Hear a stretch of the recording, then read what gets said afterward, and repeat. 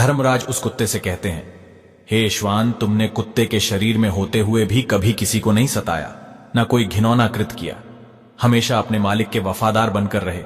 इतना तो कोई मनुष्य भी होता, वो भी नहीं करता। खैर, मैं तुम्हारे काम से बहुत प्रसन्न हूं, और जो वफादार होते हैं वो मुझे अत्यंत प्रिय होते हैं। मुझे लगता है तुम्हें धरती पर भेजकर एक मौका और देना चाहिए। जाओ, इस बार तुम्हें मैं समस्त योनियों में सर्वश्रेष्ठ योनि मनुष्य बनाकर धरती पर भेज रहा हूं। जाओ और जाकर मनुष्य के रूप में पृथ्वी के सुख और ऐसो आनंद को भोगो। धर्मराज के इतना कहने पर भी कुत्ते के चेहरे पर बिल्कुल भी खुशी नहीं आई। धर्मराज ने पूछा, हे स्वान, मैंने तुम्हें इतना अच्छा शरीर देने का वरदान दिया, पर तुम्हारे चेहरे पर मुझे कोई खुशी नहीं मालूम पड़ी। अरे, इस मनुष्य शरीर को पाने के लिए तो स्वर्ग में देवता भी तरसते हैं, फिर तुम खुश क्यों नहीं हुए? तब कुत्ता कहता है, प्रभु, मैं मानता हूं कि मनुष्यों ने सबसे उत्तम योनि है, लेकिन जब से मैंने मनुष्यों के कुकर्म देखे हैं, तब से इच्छा ही नहीं होती कि मैं मनुष्य बनूं। तब धर्मराज कहते हैं, हे स्वर्ण, तुमने क्या देख लिया मनुष्यों में जो उनसे इतनी नफरत करने लगे हो? तब कुत्ता कहता है, प्रभु, यदि आप सुनोगे तो आप भी नफरत करने लग जाओगे। पृथ्वी तल पर अब मनुष्य रही ही नहीं गया है। वो अपनी सारी मर्यादाओं को, सारे कर्तव्यों को भूल गया है। वो भूल गया है कि मैं मनुष्य हूं जिसे वेद में सर्वश्रेष्ठ दर्जा मिला है, और वो अपना भोजन तक भूल गया है, अपना पहनावा भूल गया। वो ये भी भूल गया कि मैं स्त्री हूं या पुरुष हूं। वो अपने माता पिता को भूल गया, जाने क्या क्या भूल गया। सुनता हूं और देखता हूं तो ऐसा लगता है जैसे पृथ्वी पर सबसे निंदित और घृणित योनि यही है। थोड़े बहुत लोग ठीक हैं तो उनकी लोग चलने नहीं देते, उन्हें धूर्त और पाखंडी समझा जाता है। मुझे तो नफरत सी हो गई है। हे प्रभु, आप मुझे कुछ भी करके, आप मुझे कुछ भी बनाकर धरती पर भेज दो। भले ही मुझे फिर से कुत्ता ही बना दो, लेकिन मनुष्य मत बनाना, क्योंकि मैंने मनुष्य को कुछ ऐसे घिनौने काम करते हुए देखा है जिन्हें देखकर मुझे लज्जा आती है और घृणा से मेरा सर फटा जाता है। तब धर्मराज पूछते हैं, यदि ये सत्य है तो हम भी जानना चाहते हैं कि तुमने मनुष्य को ऐसे कौन से काम करते देख लिया है जो बहुत ही गंदे हैं, जिसकी वजह से तुम्हें मनुष्य योनि से इतनी नफरत है। तब कुत्ता कहता है, हे प्रभु, यदि आप जानना चाहते हैं तो सुनिए। मैं अपनी आंखों देखी घटनाएं तुम्हें सुनाता हूं।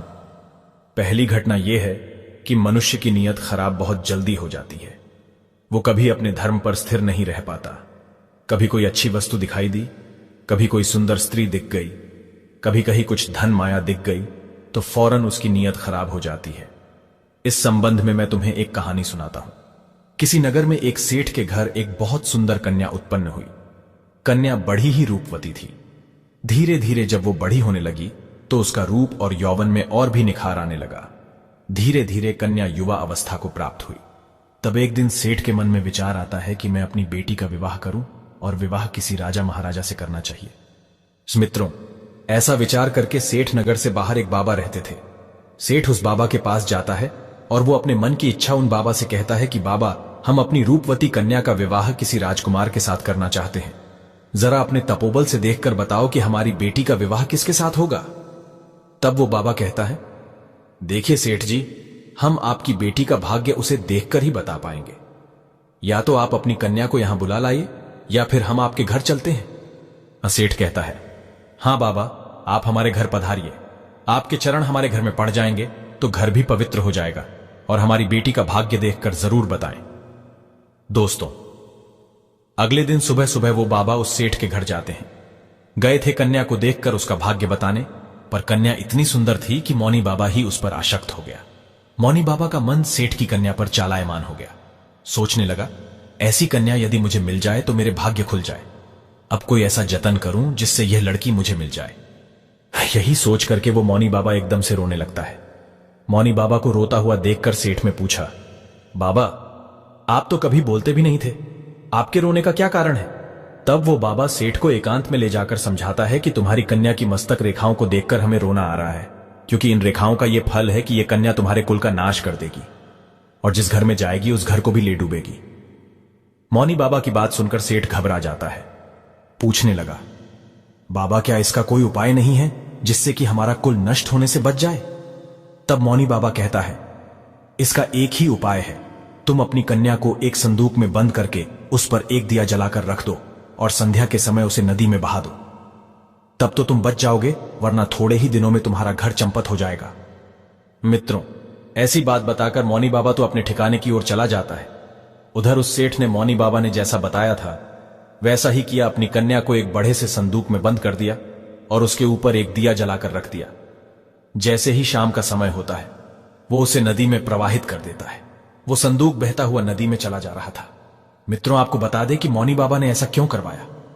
उसने सोचा कि जैसे ही सेठ अपनी कन्या को संदूक में बंद करके नदी में बहाएगा, वैसे ही कुछ दूर आगे जाकर मैं उस संदूक को निकाल लूंगा और उस लड़की को मैं अपनी स्त्री बना लूंगा। यही सोचकर मौनी बाबा ने अपने 4 चेले नदी के किनारे बैठा दिए और कहा कि आज की रात इस नदी में बहता हुआ एक संदूक आएगा, तुम चुपचाप उस संदूक को निकाल कर मेरे पास ले आना। चेलाओं ने कहा, ठीक है गुरुजी। अब तो साधु के चेले जाकर नदी के किनारे बैठ गए। उधर क्या होता है, वो संदूक जैसे ही नदी में छोड़ा जाता है कुछ दूर आगे तक पहुंच जाता है। कुछ दूर आगे नदी के किनारे एक राजा का राजकुमार खड़ा था। राजकुमार शिकार खेलने आया था। राजकुमार नदी किनारे खड़ा था। अचानक उसकी नजर संदूक पर पहुंच जाती है। राजकुमार ने झटपट अपने सिपाहियों से उस संदूक को बाहर निकलवाया। राजकुमार ने संदूक खोलकर देखा तो उसमें एक बहुत सुंदर अप्सरा सी राजकुमारी बैठी थी। राजकुमार उसे देखते ही उस पर लट्टू हो गया। राजकुमार ने उसे अपनी पत्नी बना लिया और उस संदूक में जंगली सुअर पकड़कर बंद कर दिया और उसके ऊपर दीपक जलाकर रख दिया। फिर उस संदूक को फिर से नदी में प्रवाहित कर दिया। संदूक बहता हुआ आगे के लिए चला गया। अब आगे तो महात्मा जी के चेले नदी किनारे घात लगाए बैठे ही थे कि जैसे ही संदूक आएगा हम निकाल लेंगे। उन्होंने झटपट संदूक निकाला और अपने गुरु के पास ले आए। गुरु को पता ही था कि संदूक में सेठ की सुंदर कन्या बंद है, इसलिए उसने संदूक को कमरे के अंदर रखवा दिया और चेलाओं से कहकर बाहर से कुंडी लगवा दी और कहा, सुनो, इस कमरे से चाहे कितना ही शोर आए, चाहे मैं दरवाजा खोलने के लिए कहूं, चाहे कोई और, लेकिन तुम बाहर से कुंडी मत खोलना। चेलाओं ने कहा, जो आज्ञा गुरुदेव।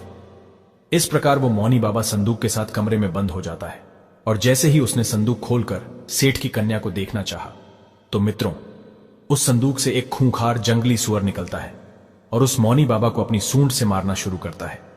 बाबा जी बहुत चिल्लावे कि दरवाजा खोल दो, मगर किसी भी चेले ने दरवाजा नहीं खोला। आखिरकार सुअर ने बाबा जी को मारकर ही छोड़ा। जब शोरगुल बिल्कुल शांत हो गया तो चेलाओं ने दरवाजा खोलकर देखा तो अंदर गुरु मृत अवस्था में पड़े थे और कमरे के अंदर से सुअर निकलकर भाग गया। उनका पूरा शरीर लहूलुहान था। मौनी बाबा को अपने कुकर्म की सजा मिल चुकी थी। सेठ ने कितना भरोसा करके उस बाबा से पूछा था, लेकिन उसने सेठ के साथ कितना बुरा किया। इसीलिए मेरी इच्छाएं मानव शरीर पाने की बिल्कुल नहीं है। धर्मराज कहते हैं, हे स्वान, वास्तव में यह तुम्हारी कहानी बिल्कुल सच थी। किसी पर भी भरोसा नहीं किया जा सकता। पता नहीं कब किसकी नीयत खराब हो जाएगी। इसीलिए तो कहते हैं कि मनुष्य को छोड़कर बाकी समस्त प्राणी प्राकृतिक नियमों का पालन कर रहे हैं। केवल मनुष्य ही बदलता जा रहा है और इतना बदल गया है कि बदलते बदलते पशु बन गया है। कोई किसी पर विश्वास करने के लायक ही नहीं रहा है। आज का जमाना यह आ गया है कि किसी विश्वासी का भी विश्वास नहीं किया जा सकता। कुत्ता कहता है, हे प्रभु, अब मैं तुम्हें दूसरी घटना सुनाता हूं, ध्यान देकर सुनो। एक बार एक पंडित जी काशी में विद्या अध्ययन करने के लिए गए थे। उन्होंने 12 वर्ष तक पढ़ाई की। जब उन्होंने सब कुछ पढ़ लिया तो पढ़ने के बाद वे वापस अपने घर लौट आए और अपने पिताजी से कहा, पिताजी, मैं सब कुछ पढ़कर आ गया हूं। अब मुझे सब कुछ याद है। आप मुझसे कोई सा भी प्रश्न पूछ सकते हो, मैं उसका भली भांत ठीक ठीक उत्तर दूंगा। पंडित जी के पिताजी कहने लगे, ठीक है बेटा, जब तुम सब कुछ पढ़कर आए हो तो तुम मेरे एक छोटे से प्रश्न का उत्तर दे दो। पंडित जी कहने लगे, ठीक है पिताजी, पूछिए। पिता ने पूछा कि मुझे सिर्फ इतना बता दो कि पाप के बाप का क्या नाम होता है। फिर पंडित जी ने सोचा कि पाप का बाप, ये तो मैंने कभी पढ़ा ही नहीं है। जो किताबें मैंने पढ़ी उसमें यह विषय तो था ही नहीं।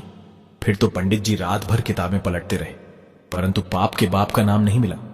पंडित जी के पिताजी कहने लगे, जब तुम्हें पाप के बाप का नाम नहीं मालूम तो तुमने क्या खाक पढ़ाई की है? अभी तक तुम्हें पाप के बाप का ही नाम नहीं पता है। अपने पिता की बात को सुनकर पंडित जी कहने लगे, पिताजी, तुम चिंता ना करो, आखिर मैं एक ब्राह्मण का बेटा हूं। मैं पाप के बाप का नाम ढूंढकर ही वापस लौटूंगा, चाहे 12 वर्ष मुझे फिर से क्यों ना बीत जाए। मित्रों, पिताजी से इतना कहकर पंडित जी पुनः काशी के लिए रवाना हो जाते हैं। फिर कुत्ता कहता है, हे प्रभु, जब पंडित जी घर से काशी के लिए चल दिए तो रास्ते में उन्हें बहुत तेज प्यास लगती है। एक नगर में उन्हें एक घर दिखाई देता है तो पंडित जी उस घर में जाते हैं और वहां जाकर कहते हैं, मुझे बहुत जोर की प्यास लगी है, अगर घर के अंदर कोई हो तो मुझे पानी पिला दो। हम मित्रों, घर के अंदर से एक स्त्री निकलती है और पंडित जी को पानी पिलाती है। पंडित जी पानी पीते हैं और पानी पीने के बाद पंडित जी उस औरत से पूछते हैं, ये किसका घर है?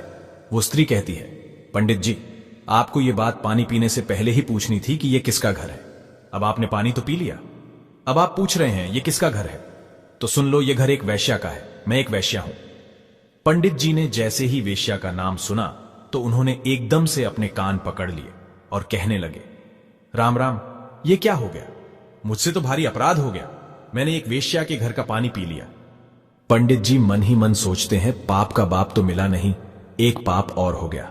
तभी वो वेश्या कहती है, पंडित जी आप आगे कहां जा रहे हो? पंडित जी ने वेश्या को सारी बात बताई और कहा कि मैं पाप के बाप का नाम ढूंढने जा रहा हूं, मुझे काशी में मिलेगा, इसलिए मैं दोबारा काशी में पढ़ने जा रहा हूं। पंडित जी की बात को सुनकर वेश्या ने सोचा कि 12 वर्ष काशी में पढ़कर आए हैं तो भी नहीं मालूम कि पाप के बाप का नाम क्या है, और अब फिर से काशी पढ़ने जा रही है। मगर यह जरूरी भी नहीं कि पंडित जी जब काशी में पहुंच जाए तो उन्हें पाप के बाप का नाम वहां मालूम पड़ जाए। जब ये मेरे पास आए हैं तो क्यों ना मैं ही इन्हें बता दूं कि पाप के बाप का नाम क्या होता है। ऐसा सोचकर वो वेश्या पंडित जी से कहती है, पंडित जी आपको पाप के बाप का नाम मालूम करना है तो काशी जाने की जरूरत नहीं है, पाप के बाप का नाम तो मैं ही आपको बता सकती हूं। तब पंडित जी कहने लगे, यदि तुम मुझे ये नाम बता दो तो फिर मुझे इतनी दूर क्यों जाना पड़ेगा? वैश्या कहती है, ठीक है पंडित जी, मैं आपको पाप के बाप का नाम बताऊंगी। वैश्या पंडित जी से कहती है, आप बहुत थक चुके हैं, आप काफी दूर से चलकर आए हैं, इसलिए आप थोड़ी देर आराम कर लो, तब तक मैं आपके लिए भोजन बना देती हूं, फिर भोजन करने के बाद मैं आपको बताऊंगी पाप के बाप का क्या नाम है। उधर कुत्ता धर्मराज से कहता है, प्रभु, जब वैश्या ने कहा पंडित जी आप भोजन कर ले, उसके बाद मैं आपको पाप के बाप का नाम बताऊंगी, तो पंडित जी कहने लगे कि मैं तेरे घर पर भोजन कैसे कर सकता हूं, तू एक दूषित स्त्री है, मैं तेरे यहां भोजन कदापि नहीं करूंगा। पानी पी लिया, उसका भी प्रायश्चित कर रहा हूं। पंडित जी की बात को सुनकर वैश्या कहने लगी, कोई बात नहीं पंडित जी, मैं आपको दाल, आटा, घी, शक्कर सब दे देती हूं, आप स्वयं बनाकर भोजन कर लो। पंडित जी कहने लगे, तू तो एक वैश्या है, मुझे तेरे घर का तो सीधा भी नहीं लेना चाहिए। पंडित जी की बात सुनकर वैश्या कहने लगी, पंडित जी अगर आप मेरे हाथों से सीधा ले लेंगे तो मैं आपको 5 सोने की मोहरें भी दे दूंगी साथ में। मोहरों का नाम सुनकर पंडित जी सोचने लगे कि पाप के बाप का नाम तो पता नहीं कहां मिलेगा, ये मोहरें भी हाथ से चली जाएगी। यदि ये मुझे सीधा देती है तो कोई बात नहीं, यहां पर मुझे कौन देख रहा है, मैं इससे सीधा ले रहा हूं, और वैसे भी अपने हाथों से भोजन बनाऊंगा और फिर खा लूंगा। आगे कुत्ता कहता है, हे प्रभु, पंडित जी को इतनी देर से तो आटा लेने में तकलीफ हो रही थी, मगर 5 सोने की मोहरों के लोभ में आकर पंडित जी की सारी परेशानी खत्म हो गई और उन्होंने वैश्या के हाथ से वो सीधा ले लिया। वहीं पंडित जी दाल, आटा, घी, शक्कर लेने के बाद भी अपने हाथों से भोजन बनाने लगे। फिर कुत्ता कहता है, हे प्रभु, जिस समय पंडित जी भोजन बना रहे थे तो वैश्या पुण्य आती है और पंडित जी से कहती है, पंडित जी आपने मेरे घर का पानी पिया है, मेरे हाथों से आटा भी लिया है, तो अब मैं आपके लिए क्या भोजन बना सकती हूं? पंडित जी कहने लगे, ओ वैश्या, ज्यादा मत बोल, तेरे घर का सीधा सामान ले लिया, यही बहुत है, तू एक वैश्या है, तेरे हाथ का बना भोजन मैं कभी नहीं कर सकता। फिर वैश्या कहने लगी, पंडित जी चिंता मत करो, यदि आप मेरे हाथ का भोजन खा लोगे तो मैं आपको उसके बदले में 5 सोने की मोहरें और दे दूंगी। पंडित जी सोचने लगे, यदि मुझे खाना खाने के बदले में 5 सोने की मोहरें मिल जाएगी तो मेरे पास 10 सोने की मोहरें हो जाएंगे। पंडित जी कहने लगे, कोई बात नहीं है, मैं खाना खा लेता हूं, यहां पर मुझे कौन देख रहा है। फिर पंडित जी वैश्या से कहते हैं, मैं तुम्हारे हाथ का खाना खा लेता हूं, लेकिन तुम स्नान करने के बाद ही भोजन बनाना। तो वैश्या कहने लगी, ठीक है पंडित जी, मैं स्नान करने के बाद ही भोजन बनाऊंगी। 5 सोने की मोहरें देने के बाद वैश्या ने पंडित जी के लिए भोजन बनाया और पंडित जी ने कहा, बस अब तुम चली जाओ, मैं अपने आप भोजन कर लूंगा। तभी वैश्या कहने लगी, पंडित जी मैंने आपके लिए भोजन बनाया है तो आप सिर्फ 5 निवाले मेरे हाथ से खा भी लो तो क्या हो जाएगा। अब तो पंडित जी कहते हैं, हे दूषित स्त्री, अंगुली पकड़ के, अब तू हाथ पकड़ना चाहती है, मैं तेरे हाथों से कभी भोजन नहीं कर सकता, तू एक वैश्या है। तभी वैश्या कहने लगी, पंडित जी यदि आप 5 निवाले मेरे हाथों से खा लेंगे तो मैं आपको 5 सोने की मोहरें और दे दूंगी। पंडित जी सोचने लगे, अगर ये मुझे 5 सोने की मोहरें और दे देगी तो मेरे पास 15 सोने की मोहरें हो जाएंगी। फिर पंडित जी वैश्या से कहने लगे, ठीक है, यदि तुम अपने हाथों से मुझे भोजन कराना चाहती हो तो अपने हाथों से मुझे भोजन खिला सकती हो। पंडित जी की बात सुनकर वैश्या ने पंडित जी को भोजन की थाली परोसी। सामने पंडित जी बैठ गए, इधर दूसरी तरफ वैश्या बैठ गई। बीच में भोजन की थाली है। वैश्या ने निवाला लिया और अपने हाथ से पंडित जी के मुंह की ओर बनाया। पंडित जी ने भी वैश्या के हाथ से निवाला लेने के लिए अपना मुंह खोल दिया। जैसे ही पंडित जी ने मुंह खोला, वैसे ही वैश्या ने पंडित जी के गाल पर एक जोरदार तमाचा झड़ दिया। पंडित जी आग बबूला हो गए। कहने लगे, तेरी ये मजाल, तू वैश्या होकर के मुझ पर हाथ चलाती है, थप्पड़ मारती है। तूने बहुत बड़ा अपराध किया है। वैश्या ने कहा, पंडित जी, मैंने कोई अपराध नहीं किया है। मैंने तो आपको शिक्षा दी है। आप जिसकी तलाश में आए थे उसका उत्तर बताया है। अपराध तो आपने किया है। आप मेरे घर का पानी पीते हैं, आप मेरे घर का सामान लेते हैं, आप मेरे घर से बनाया भोजन करते हैं, आप मेरे हाथों से भोजन करते हैं। जब आप वैश्या के यहां पर कोई काम नहीं कर सकते तो फिर यह सब आपने क्यों किया?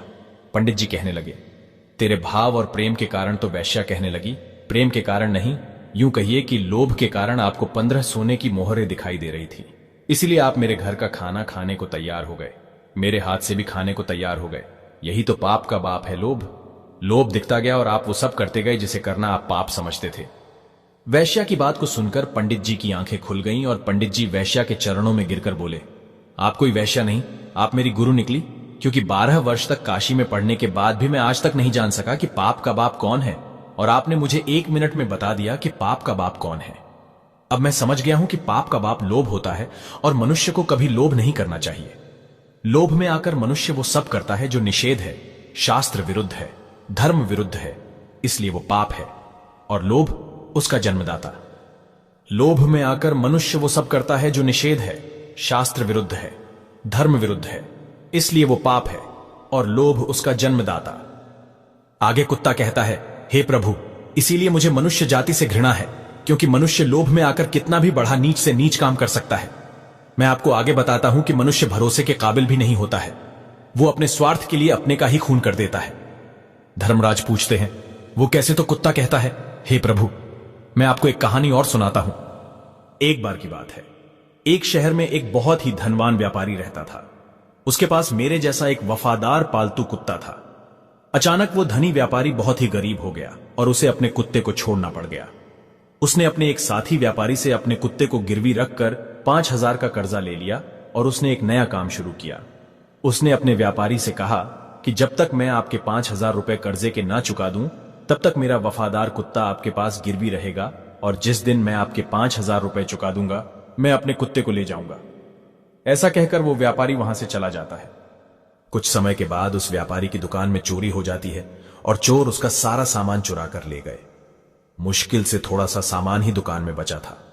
वफादार कुत्ते को पता चला कि चोर चोरी कर रहे हैं, तो वो कुत्ता चोरों का पीछा करता हुआ उनके पीछे चला गया और उसने वो जगह देख ली जहां चोरों ने धन छुपाया था। वो जगह देखने के बाद में वो वफादार कुत्ता दुकान पर वापस आ जाता है।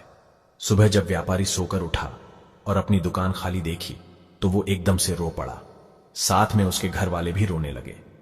मोहल्ला पड़ोस के लोग भी इकट्ठे हो गए। व्यापारी तो बिल्कुल पागल सा हो गया था, क्योंकि उसकी दुकान का सारा सामान चोरी हो चुका था।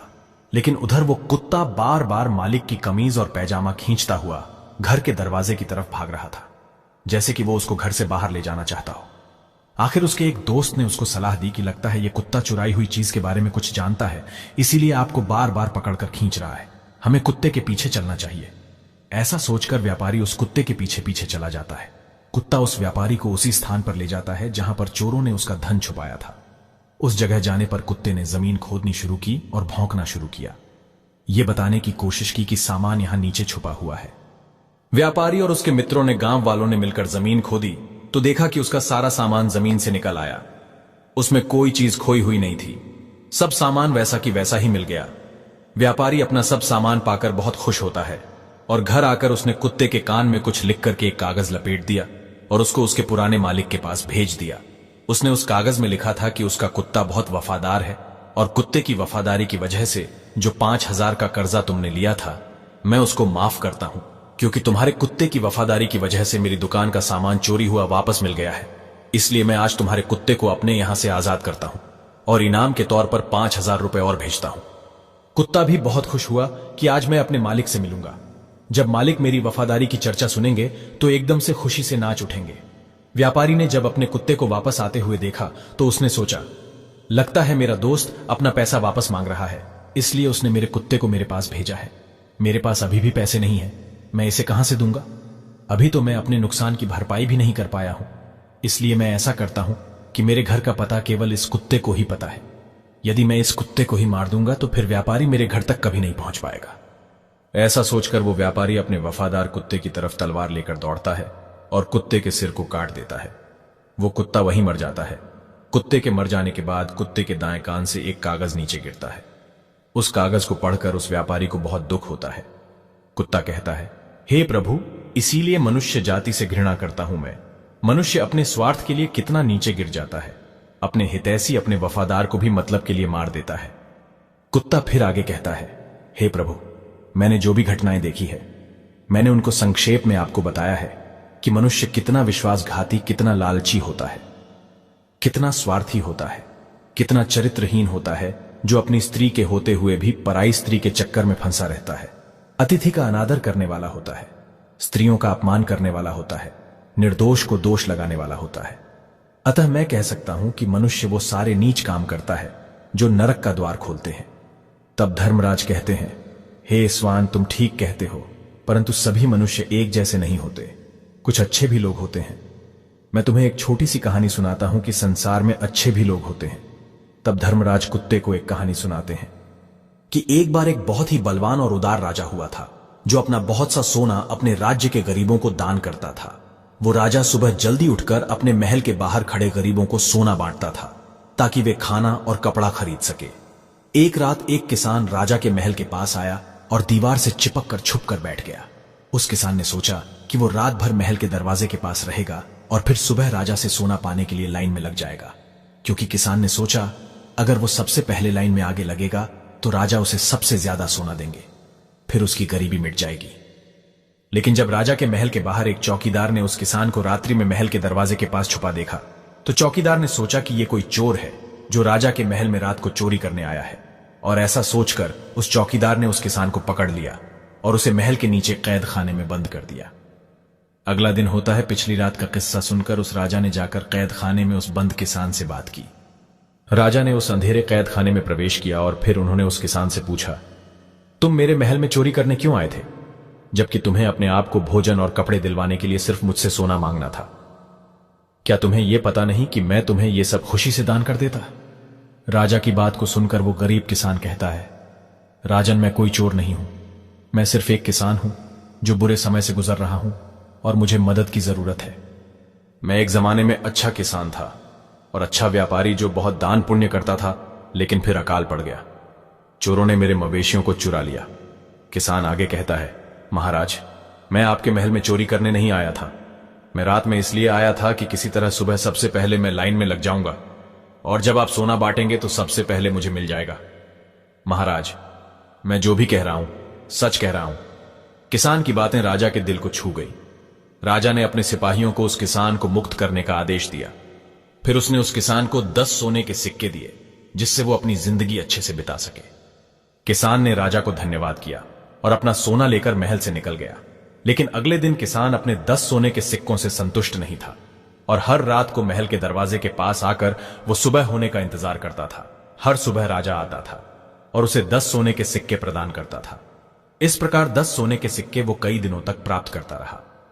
आखिरकार राजा ने किसान से एक दिन पूछ लिया, जब मैं तुम्हें इतना सोना दे दिया तो तुम रोजाना मेरे महल में क्यों आ जाते हो? क्योंकि मैं समझता हूं मैं तुम्हें इतना सोना दे चुका हूं कि अब तुम गरीब या भूखे नहीं हो। नहीं। किसान कहता है, महाराज, मैं आपके जैसा बनना चाहता हूं। राजा कहने लगा, यदि तुम मेरे जैसा बन जाओगे तो क्या तुम इस राज्य के गरीबों की मदद कर पाओगे? तो किसान ने कहा, हां महाराज, यदि मैं आपके जैसा बन जाऊंगा तो मैं राज्य से गरीबी मिटा दूंगा। उस किसान की बातों से प्रभावित होकर राजा ने अपना आधा राज्य उस किसान को दे दिया और उसे आधा धन भी दे दिया। राजा ने कहा, लेकिन तुम्हें वादा करना होगा कि तुम हमेशा उन लोगों की मदद करोगे जिन्हें तुम्हारी मदद की जरूरत होगी। फिर किसान ने राजा की बात मान ली और राजा ने अपना धन, अपना आधा राज्य उसे दे दिया। धर्मराज कहते हैं, इस प्रकार कई साल गुजर गए और वो किसान बहुत धनवान बन गया। उसने राजा के द्वारा प्राप्त धन से बहुत सारा धन एकत्रित कर लिया और फिर उस राजा से भी ज्यादा उस राज्य के गरीबों में धन बांटने लगा। मित्रों, राजा किसान के बारे में ऐसा सुनकर बहुत खुश होता है कि वो गरीबों की मदद करता है, उसे पता था कि दूसरों को देने में ही दुनिया का सबसे बड़ा सुख है। और किसान ने भी यही सबक अच्छी तरह सीखा था कि वो भी अपना धन, अपनी खुशियां दूसरों के साथ बांटे। और फिर किसान और राजा दोनों ने मिलकर अपने राज्य से पूरी तरह से गरीबी का अंत कर दिया। प्रजा सुखपूर्वक जीने लगी। धर्मराज बोल, हे स्वान, दुनिया में अच्छे लोग भी रहते हैं, सब एक जैसे नहीं होते। तुमने बुरे लोगों को देखकर अच्छे लोगों को उन्हीं में क्यों शामिल कर दिया? जो जैसा कर्म करता है उसे वैसा फल भी मिलता है। फिर कुत्ता कहता है, ठीक है भगवान, मैं तुम्हें एक और कहानी सुनाता हूं। ध्यानपूर्वक सुनो कि दुनिया में लोग कितने गिरे हुए हैं, कितनी घटिया सोच वाले हैं। राजा बनकर भी लोग संतुष्ट नहीं हैं। किसी नगर का एक राजा एक दिन शिकार खेलने जंगल में जाता है। शाम को जब घर की तरफ लौट रहा था तो उसे बहुत तेज प्यास लग रही थी। पास में ही एक किसान अपने खेत पर काम कर रहा था। राजा ने किसान से कहा, मुझे पानी पिला दो। किसान के पास पानी तो नहीं था, पर उसके खेत में तरबूजों की फसल खड़ी थी। उसने एक बड़े से तरबूज को काटकर राजा को दिया। उस तरबूज में इतना रस निकाला कि वो तरबूज के रस को पीकर राजा की प्यास बुझ गई। राजा ने किसान से पूछा कि तुम राजा को कितना कर देते हो? किसान ने उत्तर दिया कि 1 टका बीघा। यह सुनकर राजा सोचने लगा कि किसान की पैदावारी तो बहुत है और ये 1 टका बीघा ही कर देता है, इस पर कर की दर और बढ़ानी चाहिए। राजा ने मंत्री से कहकर किसानों पर कर की दर बढ़ाने का हुक्म कर दिया। एक दिन राजा शिकार से फिर लौट रहा था और किसान के खेत के पास से गुजर रहा था। राजा को प्यास लगी तो उसने उसी किसान से पानी मांगा। तब किसान ने एक बड़े से तरबूज को काटकर राजा के सामने आगे रख दिया। लेकिन दोस्तों, हैरानी की बात यह थी कि उस दिन तरबूज में इतना भी रस नहीं निकला कि राजा तृप्त हो जाता। राजा ने दूसरा तरबूज कटवाया, उसमें भी रस नहीं था। इसी तरह 4-5 तरबूज कटवाने के बाद भी राजा की प्यास नहीं बुझी।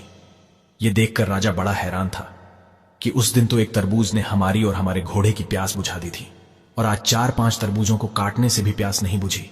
उसने इस बात का जिक्र मंत्री से किया। मंत्री ने कहा, महाराज, तरबूजों का रस इसलिए सूख गया क्योंकि आपने तरबूजों के रस को देखकर किसानों पर कर की दर बढ़ाई थी, यानी आपकी नीयत खराब हो गई। यदि आप किसी के बारे में गलत सोचेंगे तो निश्चित रूप से सामने वाला भी आपके प्रति अच्छा नहीं सोचेगा। राजा के मन में जैसे ही जुर्म आया वैसे ही पृथ्वी अपने रस को छुपा गई। इसलिए ईमानदारी से खाना चाहिए और ईमानदारी से रहना चाहिए। बुरी सोच सामने वाले को भी बुरा बनने के लिए विवश कर देती है। यही प्रकृति का नियम है, कुत्ता कहता है। इसलिए प्रभु, मैं मनुष्य नहीं बनना चाहता, मुझे आप और कुछ बना दो। दर्शन बंधुओं कुत्ते की बात सुनकर धर्मराज बहुत प्रसन्न होते हैं और उसे वरदान देते हैं कि जाओ, हम तुम्हें दिव्य रूप दे रहे हैं। देवता बनकर के तुम स्वर्ग के सारे सुख ऐशो आनंद लो। इस प्रकार से देवता बनकर के वो कुत्ता स्वर्ग में चला जाता है।